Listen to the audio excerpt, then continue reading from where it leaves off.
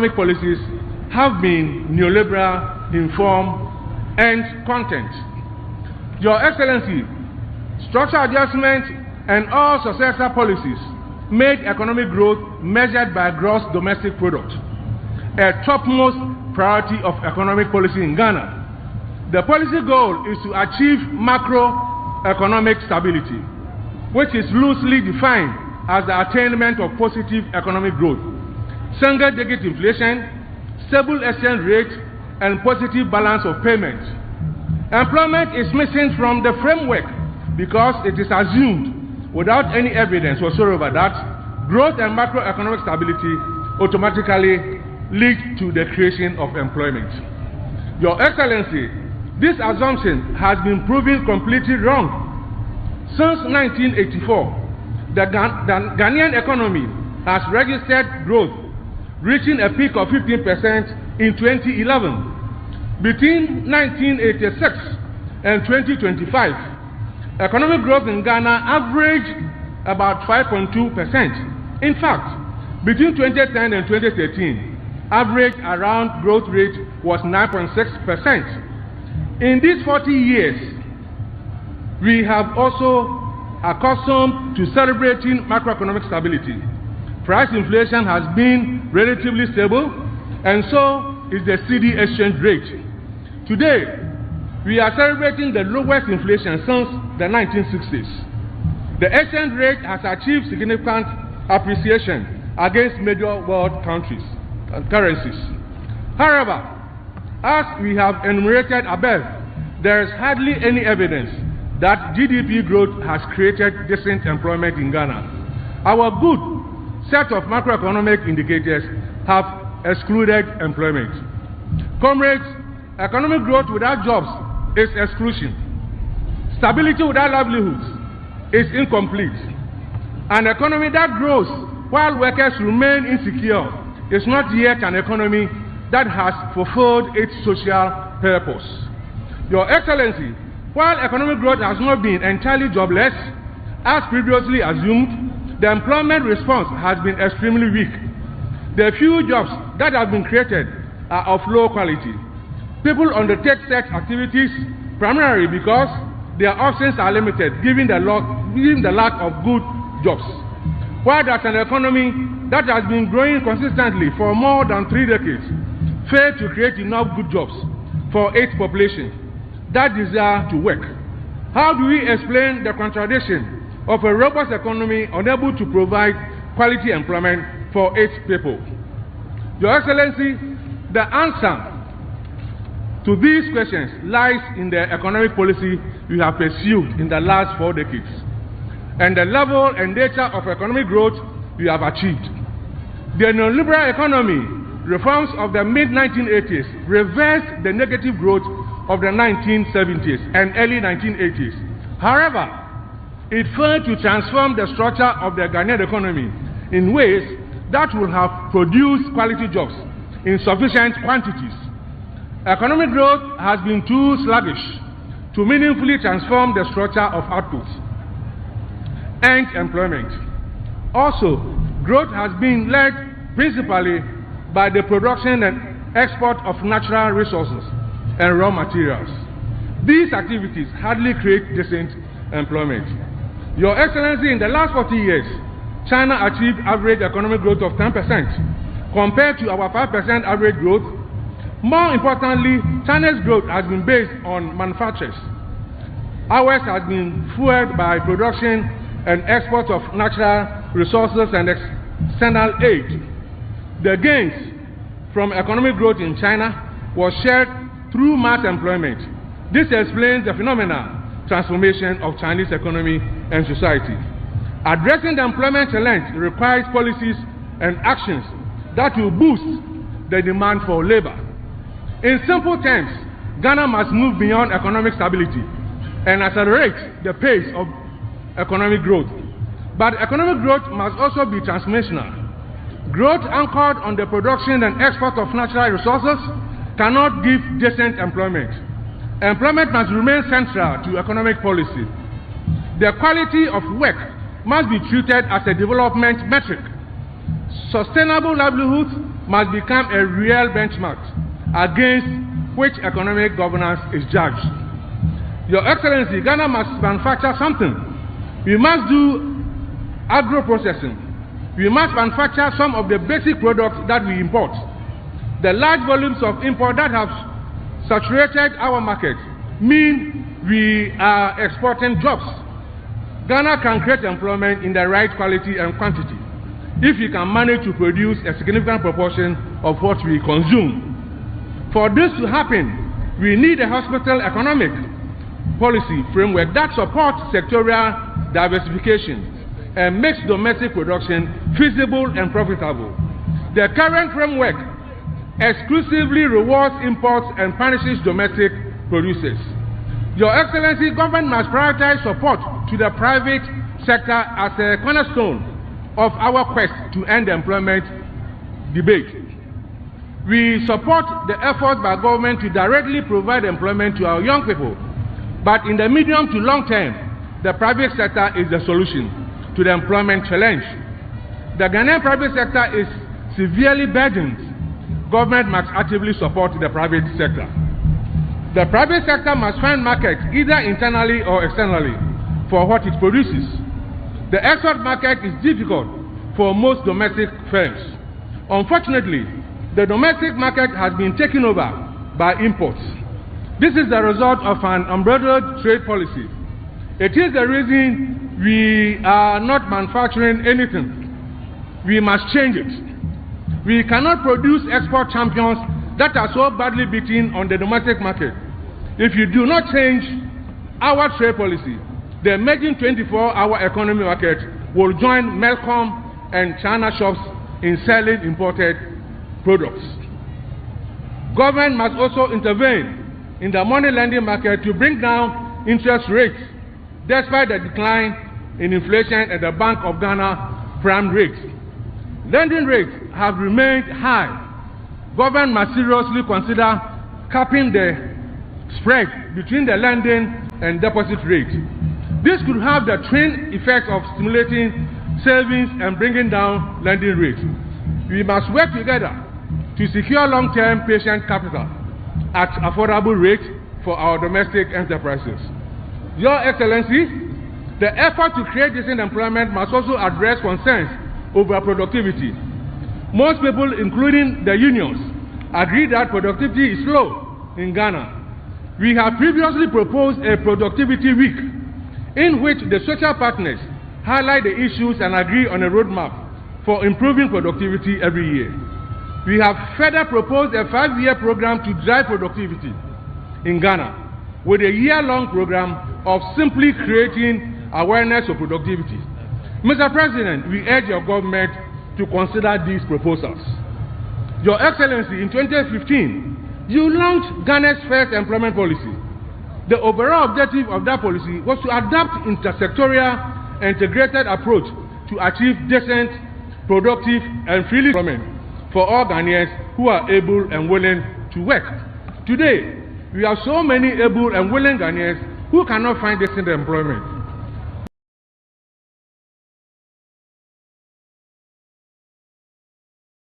We urge government to work with the social partners to revise the national employment policy as part of conversation on jobs and livelihood. Let our message today be clear. Ghana does not need macroeconomic stability alone. Ghana needs stability that creates good quality jobs in their right quantities. Ghana needs growth that raises incomes, that improves and stabilizes livelihood. As I bring my address to a close, permit me to draw government attention to some of our major concerns as workers of Ghana. The first issue is the persistent low wages and salaries of Ghanaian workers. Mr. President, the minimum wage is still 21 cedis 78 pesos per day, or 588 Ghana cedis per month. In 2026, the minimum pay on the single span is 809 per month. This translates into $75 per month. Mr. President, we repeat these low salaries are barely insufficient for a worker who takes Hausa cocoa for breakfast, who also take gobe for lunch, and because there's no money, he will take another Hausa cocoa for dinner. How workers on this salary pay for food, rent, clothing, and utilities for themselves and their families remain a puzzle. Your Excellency, welcome the initiative to establish the Independent Emolument Commission. We are only skeptical about the proposal to phase its implementation. While this commission can help address the pay inequalities in the public sector, it may not in itself address the old age problem of low pay.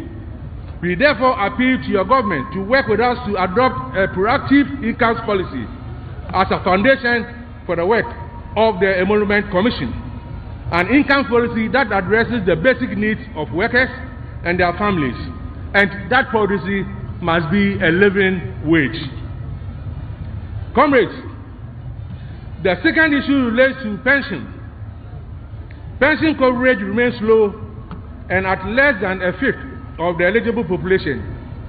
Significant proportion of people on pension receive less than 500 Ghana cedis a month, which is less than $50. Inequities in pensions have persisted. The least pensioner gets 400 Ghana cedis, while another pensioner gets about 213,000 Ghana cedis a month. The situation where some public officials do not contribute to pensions but retire on their salaries is no longer tenable. Your Excellency, you need pension reform. Pensions unification must happen under your leadership. It will make a big relief to the already stretched government budget. Your Excellency, we have on several occasions expressed our happiness with the growing government control over the management of Senate. We have also expressed our dissatisfaction with the decision to move pensions from the Ministry of Labor, Jobs and Employment to the Ministry of Finance. Government did not consult organized labor about this decision, and the Minister of Finance has since not also met us over pensions. Yet, NPRA, without any ministerial communication, is proceeding with so-called engagement to amend the Pensions Act. We reiterate our call for a national stakeholder engagement on pensions. But let me take this opportunity to commend the government for paying its indebtedness to SNAC. This year, I buy and the SNAC which are indebted now. But what I'm appealing and urging government to do is to pay the penalties that has also hit. So, Mr. President, this is a special appeal. You have paid the try and pay the penalties as well, so that you can have money to run the Senate. Mr. President, railway company in Ghana, we think it remains one of the engines for development. And the issues about railway is still not resolved. Salaries are in arrears, so many things are happening in railways. I don't believe and I don't think that you will watch railway no more functioning in this country under your watch. I believe you believe in Ghana railways. That will help in the development of our country. If you can also push them under the big push, railways will come back to its life, and our roads will be saved. Your Excellency, my third issue is one which is dear to the hearts of all workers. It is about labor rights. Mr. President, in the last few years, we have witnessed a surge in labor rights abuses. Workers are victimized for opting to join or form a union. Some employers have turned redundancy into a pathway for labor substitution. Workers are declared redundant, and shortly thereafter, the same job reappears under private employment agencies or outsourced arrangements. often under inferior conditions and weaker protections. We have repeatedly complained about the operations of employment agencies. They administer payroll, exercise control over placement, and shape contract of employment. Yet, both the agencies and the client enterprises deny employer responsibility when disputes arise.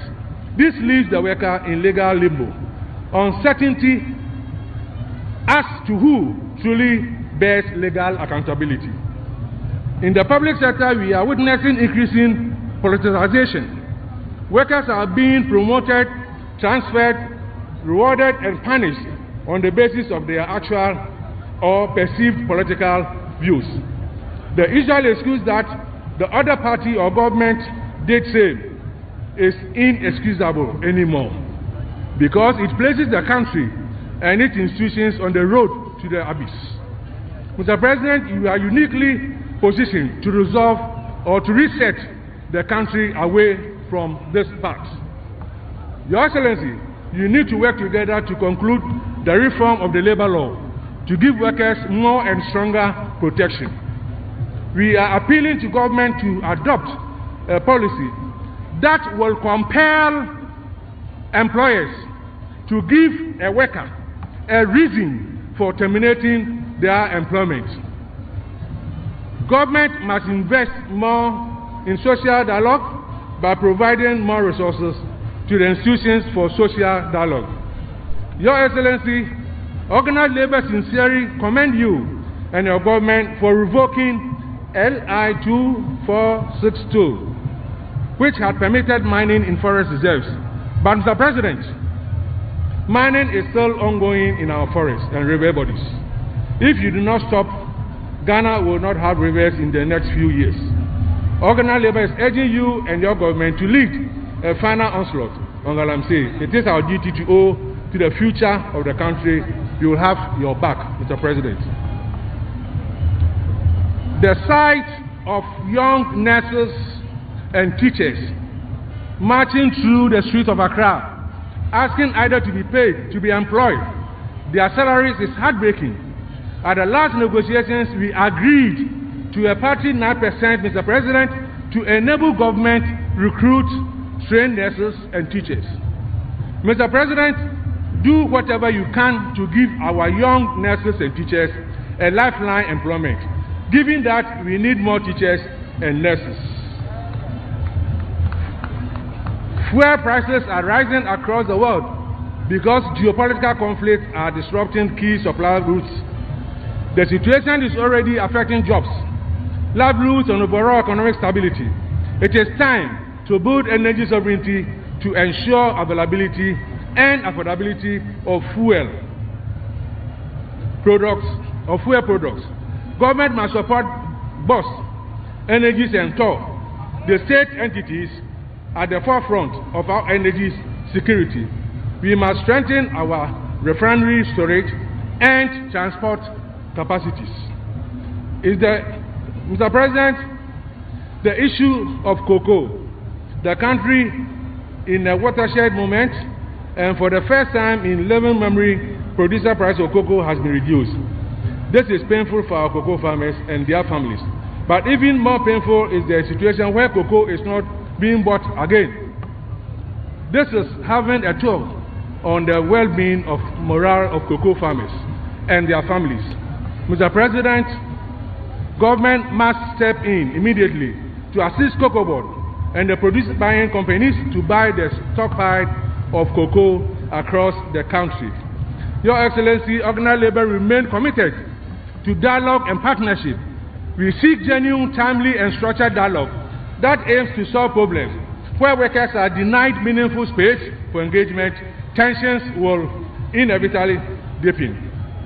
Let this May Day be remembered not merely as a national parade, but as a defining moment, one in which we begin honest conversation about jobs and livelihoods and commit to put our young women and men to work.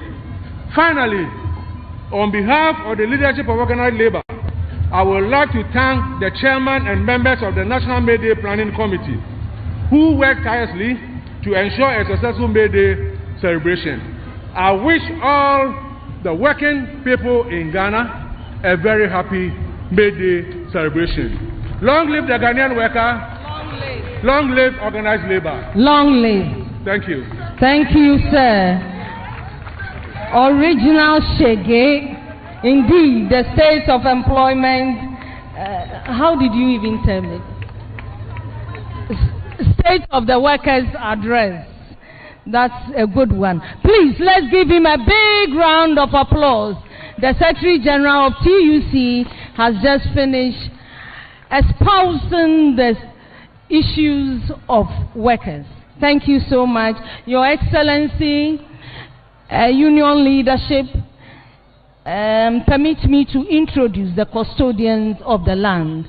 Oman Penyin na Oman Impenyinfo awawaha etitru na union Impenyinfo oye eku ejumaku Impenyinfo awawaha ya danyamia sepa do di hebo pe KOFORIDUA krom ha na anopei ewiabiri ya peda ya Impenyinfo biezi Oma hene a Mahankwan Mayaba Krom Hana Yari Jihenwa de Ejumayafo Oman Ejumayafo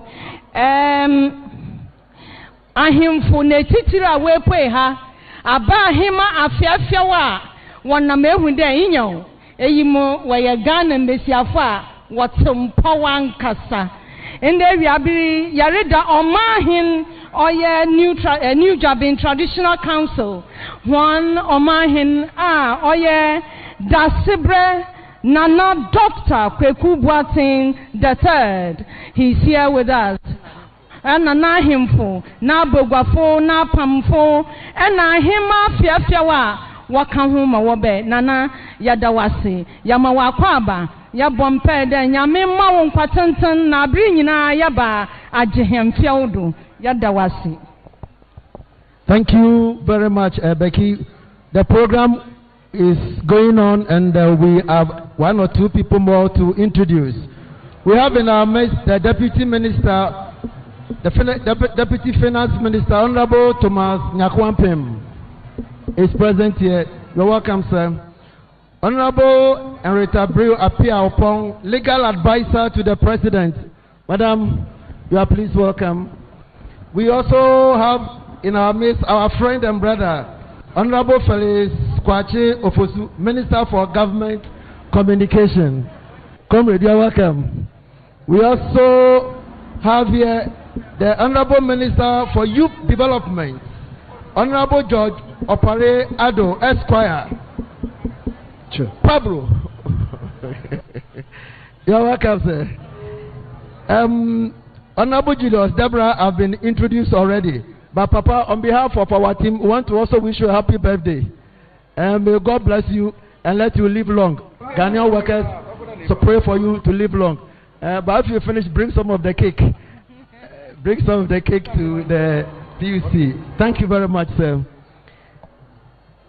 We will humbly now also introduce the former Minister for Finance and currently the Presidential Advisor on the Economy, the man who picks the budget and Ghana will shake. Honorable Setepe. Honorable Setepe is here. He picks the budget and we are all shaking what is coming on. So Ghana is in KOFORIDUA, and KOFORIDUA today is Ghana. We are privileged to invite the Honorable Minister for Labour. The Honorable Minister is also an MP for Wa Central.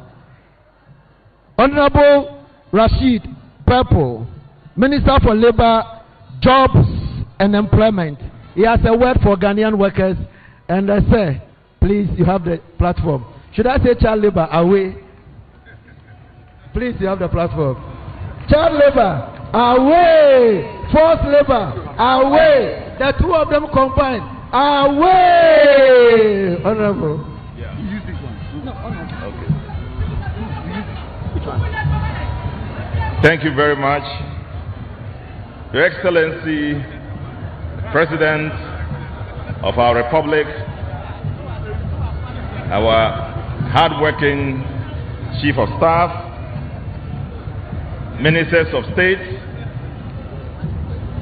leaders of labor, and captains of industry and employers, our members of the diplomatic corps, Nananom, our cherished workers who are all gathered, ladies and gentlemen, a still good morning to you all. Today, as we gather here to commemorate the importance of this very unique occasion, a May Day celebration, we celebrate the resilience of our workers, the dedication they offer in the service of this country, the invaluable contribution to the service of this nation and to the development of our country.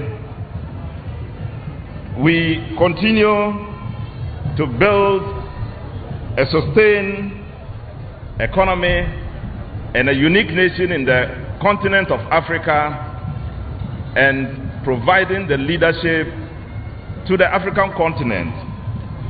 We do so because of committed leadership, and a committed leadership because we have a leader whose leadership is a symbol and defined by unity and inclusiveness, and especially to the commitment of workers of this country. It is my great pleasure and honor to introduce this leader who is a statesman, who is a father, whose over 30 years of commitment to leadership in his life has been to see the progress of this nation. The one I'm introducing does not need to be introduced to any Ghanaian. He has been around, he has been a committed person, he has shown distinction, and workers all over the country have seen what we have done in the last 1 year. Because of the kind of leadership we are provided, Ghana has stood unique in the continent of Africa. Ladies and gentlemen, would you join me to welcome this unique individual to address to present the keynote address to this year's May Day celebration, His Excellency John Dramani Mahama.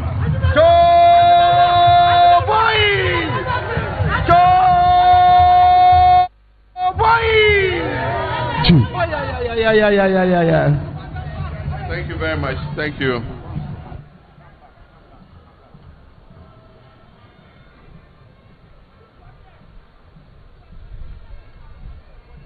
Dasibre Kweku Boateng, Omahini of the New Driving Traditional Area, Chief of Staff, Honorable Julius Debra, Minister for Employment, Honorable Dr. Rashid Pelpo, Regional Minister, Honorable Rita Awati, members of the Council of State, Ministers of State, and senior government officials, members of Parliament present, Chairman of the TUC and Secretary General, and members of organized labor, Your Excellencies, members of the diplomatic corps, our beloved Ghanaian workers, labor and toil, we are celebrating today, friends from the media, good people of Ghana. I bring you fraternal greetings from the government of Ghana to all of you gathered here this morning at the Jackson Park of KOFORIDUA. First, let me extend my heartiest congratulations to the leadership of the Trade Union Congress and organized labor. By bringing this national celebration to KOFORIDUA away from the traditional confines of the Black Star Square in Accra, you are sending across a powerful message. You have affirmed that the Ghanaian worker is found in every corner of this country, and that every region is a vital heartbeat of our nation's life. Ghana is indeed not just Accra.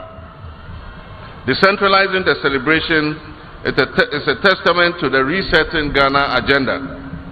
It reminds us that development must be felt at the doorstep of every Ghanaian citizen, whether they are in the bustling streets and markets of Accra or in the serene hills of the Obotabri Hills in Eastern Region. My presence here today continues a journey I've been on all week, a journey of listening, seeing, and acting. This administration believes in an inclusive government. We believe that the mandate given to the President is a sacred one and that he must work in the best interest of all Ghanaians. This week I visited the Accra International Airport to inspect our gateway operations and break ground for a new concourse that will link Terminal 3 and Terminal 2. I've also been in the Volta region to check on the progress of work on Phase 2 of the Brekusu Sea Defense Project. I also took the opportunity to visit Fuveme in the Anlord district where tidal waves are wreaking havoc on our people's livelihood. And just yesterday I was in Akosombo here in the Eastern region to inspect the damage at the Volta River Authority Electricity Generation Station following the devastating fire in the switchyard control room. I know many of you are concerned about the disruptions to the electricity supply caused by the Akosombo fire. But I want to share the good news that the GRIDCO and VRA engineers working together have been able to bypass the bent-out control room and have restarted all the 6 turbines at the Akosombo generating station. And so as of last night, the Akosombo hydroelectric dam is fully operational. I wish to use this occasion to celebrate the engineers of GRIDCO and VRA for the hard work and ingenuity they put into restoring the hydro plant to full operation. These engineers are a living testament to the fact that Ghanaian workers are the nation's most valuable asset. GRIDCO and Valco, are you here? GRIDCO and Valco workers, are you here? Aiko. Following today's May Day celebration, I'll continue my 2-day Resetting Ghana tour of the Eastern region. This tour will culminate on Saturday, tomorrow, with a citizens engagement town hall meeting, where I look forward to engaging directly with students, mechanics, teachers, nurses, traders, and traditional and religious leaders of this region. Fellow workers, the theme for this year's May Day, pivoting to growth, jobs, and sustainable livelihoods, resetting Ghana beyond macroeconomic stability, reflects exactly the roadmap of my administration. When we took office, our first task was to stop the bleeding, to stabilize the currency, to rein in inflation, reduce interest rates, and restore fiscal discipline. That was the message I delivered to you when we met at the May Day celebration last year in Accra. Today, I'm pleased to report to you that we have made very good progress. We've restored fiscal discipline, we've reduced inflationary pressures, we've stabilized the CD, we've reduced interest rates, and we've renewed investor confidence. These gains, though modest, mark a decisive turning point for our economy, and we continue to move from recovery to transformation, from fragility to resilience. We've made significant strides, but as I've always said, macroeconomic stability is desirable, but it is not an end in itself. Stability is the foundation, but it is not the house. The reset we speak of is about building the house on a stable foundation. It is about shifting from merely surviving to thriving.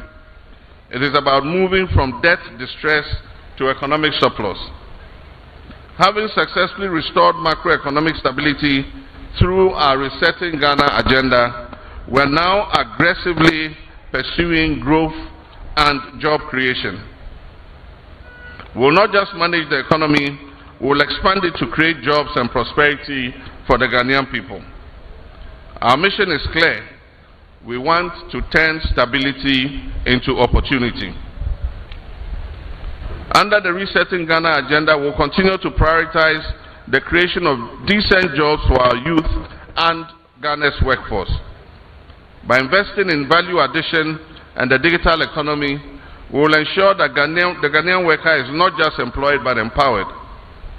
A stable economy is only the foundation. The aim is a better life for you and your family.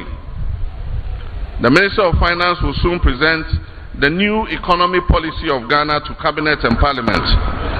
This policy aims to focus on investing 1% of GDP annually in selected growth areas of the economy that are high yielding in job creation. The 24-hour economy policy recently approved by Parliament is a flagship of our growth strategy. We are moving beyond the 8-hour workday.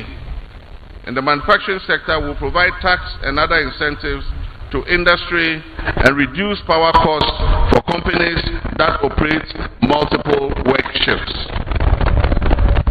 We are nearing completion of a new labor bill that addresses modern trends like remote work, the gig economy, and digital platforms. This adaptation will ensure that every worker, regardless of sector or geographical location, gains protection, fair contracts, and access to benefits such as secure pensions and clear rights. Our Resetting Ghana agenda ensures that whether you work in an office or you work with an app, your rights are protected, your pension is secure, and your dignity is non-negotiable. The Fair Wages and Salary Commission has begun work on the proposed Independent Emoluments Commission. This new commission will create a new and fairer system for remunerating all public workers, from the president right down to the lowest paid Ghanaian worker.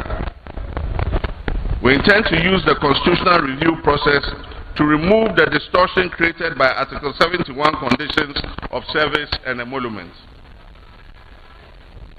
The Independent Commission will provide a fairer, more transparent salary structure that ensures that public sector salaries align with market realities, reducing strikes and worker uncertainty. This is a reset of the compensation structure to ensure fairness, transparency, and a living wage that reflects the true cost of living. Since the pension reforms were implemented several years ago, we've not conducted a review of the new system. Many years after the introduction of the tiered pension structure, many workers still complain of inadequate pensions. We are commissioning a review of the operation of our pension scheme, after which consultations will be held with organized labor and stakeholders to decide whether any modifications are needed. Agriculture and value addition.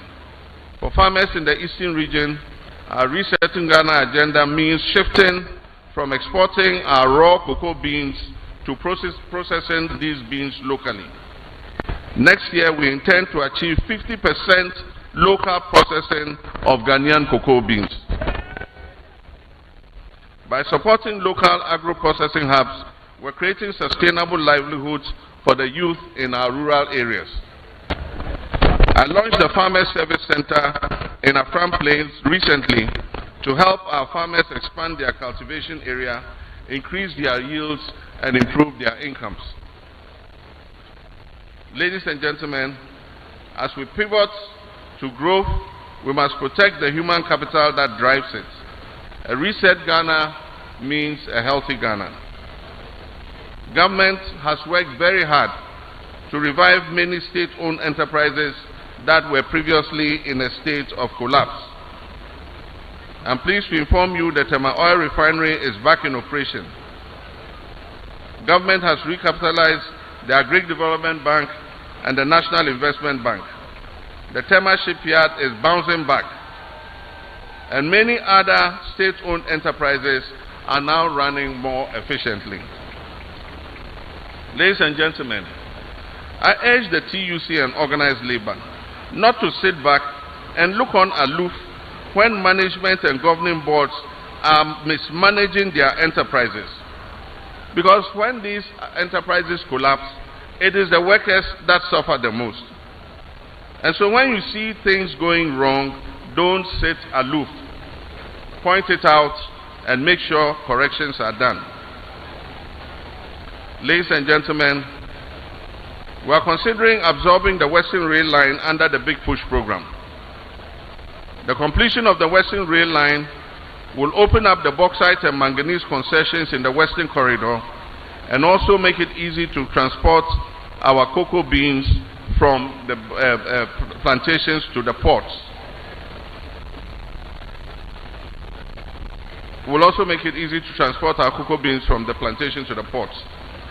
The launch of the National Workplace HIV and Wellness Policy early this year, together with our focus on the Occupational Safety and Health Special Task Force, reflects our commitment to the Ghanaian workers. We're intensifying factory inspections to ensure that no worker loses their life or limb in the pursuit of their daily bread. Furthermore, the digitization of labor compliance through the National Workplace Compliance and Safety Management System will ensure that employers can no longer cut corners. The government is also expanding access to quality healthcare and facilities by constructing and equipping district, regional, polyclinics, and SHEP compounds. We have strengthened and improved the National Health Insurance Scheme, and just a few weeks ago, I launched the free primary health care program. I urge all Ghanaians to take advantage of these healthcare interventions. When your healthcare workers organize health screenings, either in your community or at your workplaces, please take the opportunity to get checked at least once a year. All Ghanaian workers, please, when they are doing the screening, go and check your high blood pressure, your sugar level, check your vitals at least once a year. To ease the backlog of SHS and tertiary graduates who have completed school and are still at home, we have given clearance for the employment of 20,000 teachers and nurses who are currently at home. We've also given clearance to employ 40,000 security personnel at a rate of 10,000 every year from 2025 to 2028. This will help ease the backlog of our young children who are sitting at home with no work to do. We recommit to the fight against corruption. Those who serve in public office must be prepared to be accountable to the people.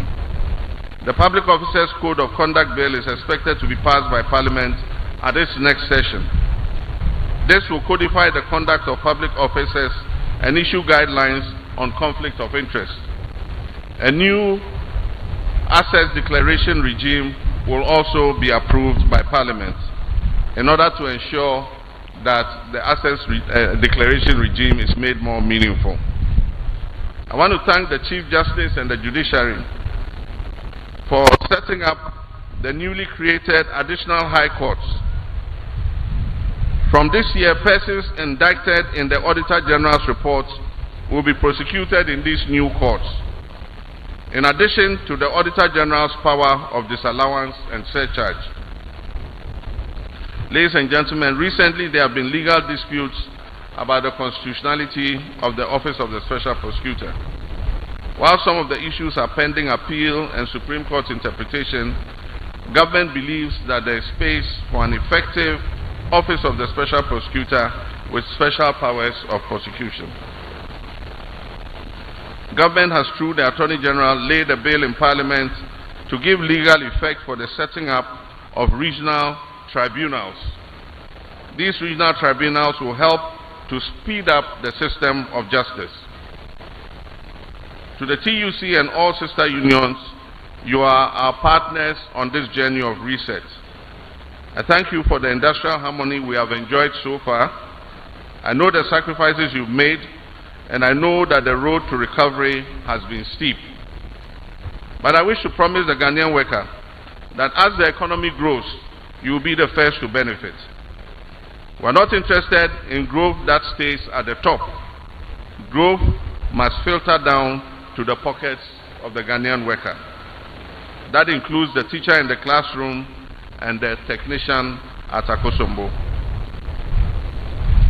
KOFORIDUA is known for its resilience and its beauty. Let the spirit of KOFORIDUA inspire us today. I thank the TUC once again for bringing us to KOFORIDUA. And as I continue my tour of this region, meeting with the chiefs and people, I'm reminded of why we do what we do. We do it for the young graduates just come out of school seeking her first job. We do it for the retiree who deserves a pension that can buy more than just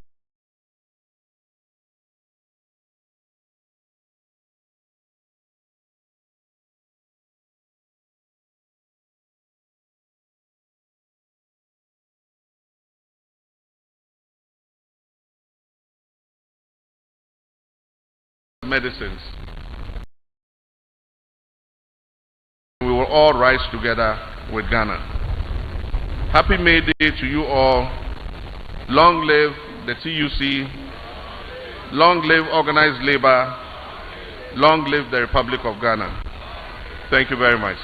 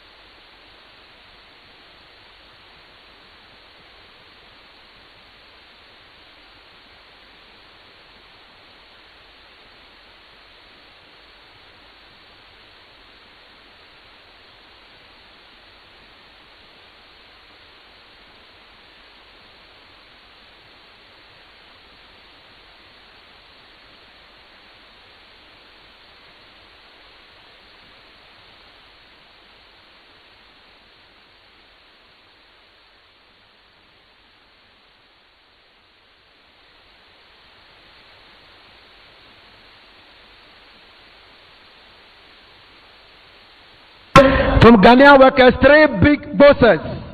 So all of us will rise and then we'll begin with the right, come to the left, and the third one will go bossa. We are giving the president 3 bosses. Let's all rise. Let's all rise wherever we are. We will start from the right, bossa. The second one is bossa. The third one will recognize the right and shake. Bossa. That's that. 3 buses for the president. Go! Bossa! Bossa! Bossa! Thank you very much, Your Excellency. Thank you, Andy. Thank you very much. Thank you. We want to introduce to you Dr. Graham of Fair Salary. Dr. Graham.